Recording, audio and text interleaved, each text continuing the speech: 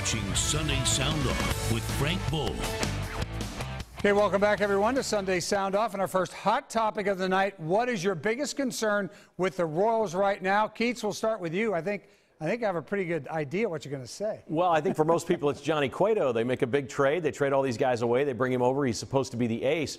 What I'm seeing out of Johnny Cueto right now is so far from being an ace, he's not even a major league pitcher right now. He is not a major league caliber starting pitcher at this moment. Now, he's got a long track record of years of truly greatness. So the stats are there. We know the guy's capable of something. But right now, if they don't fix this, I mean, can you pitch this guy in the postseason? Could you run Cueto out there right now in a postseason game knowing what he has been in the last 5 starts? I couldn't do it. I could not pull the trigger on it. I think it's a huge problem.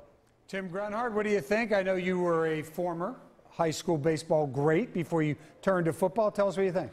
Well, I think the starting pitching and Cueto's a part of it. I mean, especially early in games. I mean, the Royals are starting out down 3, 4, 5 to nothing, and having to come back from that. You know, the one thing that really concerns me, especially about Cueto, is that they're just giving up so many home runs. I mean, the ball is flying out of the stadiums. So one of the things that concerns me also is that invasion from the Great White North, and that's the Toronto Blue Jays. I mean, they were down 4 or 5 games in New York, or 5 or 6 games in New York, and now they're up 4 or 5 games to New York. They're a hot baseball team right now, and we're only 2.5 games, or the Royals are only 2.5 games away, and they're playing really, really good baseball right now.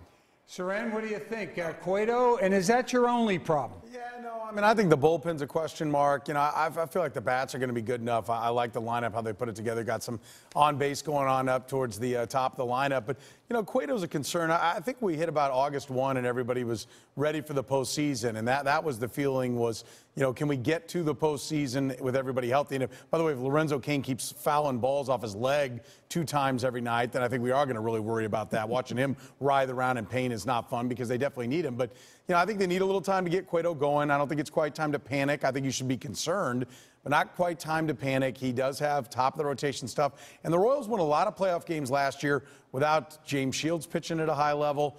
So, I think they can get beyond this. They'll be a lot better if he's pitching well. They do have a couple of weeks to try to get him going.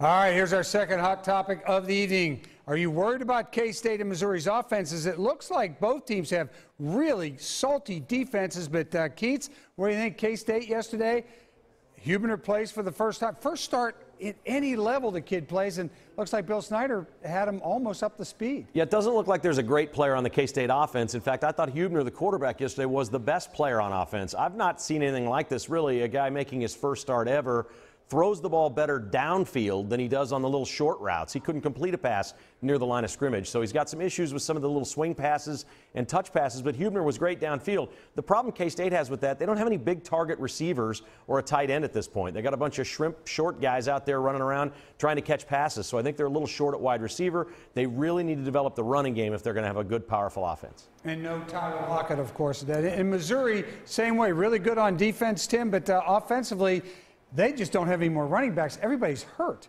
Yeah, you know, Hansbrough, he can plant his foot in the ground and get up the field pretty well, but he's banged up. You know, they have Witter in there playing, but really the problem right now is a little bit with the offensive line.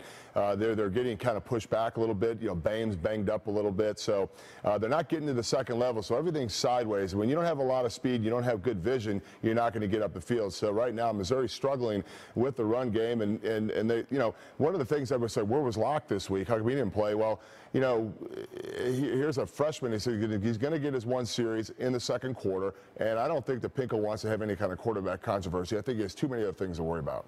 Seren, Kansas State, can they get in the top 4 of the Big 12 playing the way they played so far this season? And can Missouri win the East without a big running game? Yeah, I mean, look, Kansas State can do anything they want. Bill Snyder walks on water. I mean, I don't think anyone's going to be shocked. They've got TCU, Baylor, and Oklahoma all at home. I wouldn't be stunned if they took 2 out of those 3. It looks like next year is their year, but, you know, they've got a lot of players back, more than you might realize.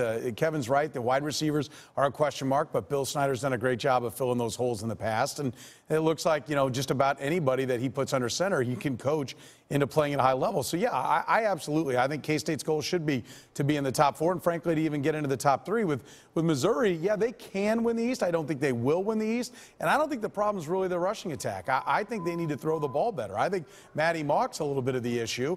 He's throwing balls high, and it's tough for guys to catch the ball on the run and make big plays. If you're going to throw the short game passing attack, right, they need to be able to catch the ball and run, and they're not able to do that right now, and that'll help set up the run. One of the things I saw, Frank, especially in that K-State game, is I've never seen Coach Snyder so upset with penalties. I mean, he threw his headset down. You don't see that kind of emotion out of Coach Snyder. I would not want to be in that meeting this morning when he was talking to those boys. Keats, you know as well as I do. He doesn't put up with that kind of stuff. No, all right, this will be – okay, go ahead, Keith. No, if you commit penalties, you're not going to play. It's really that simple. Yeah. And finally, our last hot topic here, we have about a minute. Will the Jayhawks win a football game this season? Kevin? I still think they will. I mean, it looks like they're doing a little bit. We talked a little bit this week on the show about what Baylor did initially when Baylor was really terrible and Art Briles came in. They put all the talent on the offensive side of the ball, and Kansas is moving the football. They're scoring some points. Football's a funny game. Eventually, somebody's going to lay the ball on the turf 2 or 3 times, and KU's going to get some turnovers. Their defense is not very good.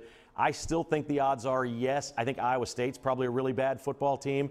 I think there are some opportunities out there. The Big 12 at the bottom has some teams that are beatable, but they've got to find some defense somehow.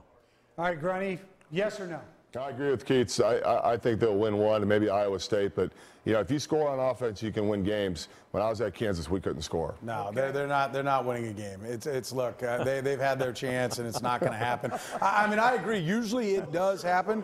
No, they're not winning a game. Maybe it's Iowa State, but come on, it's not happening. All right, guys, thanks. Up next, we're going to get some final thoughts from the panel. It's their time to sound off on anything that's on their minds. That's always dangerous. You're watching Sunday Sound Off.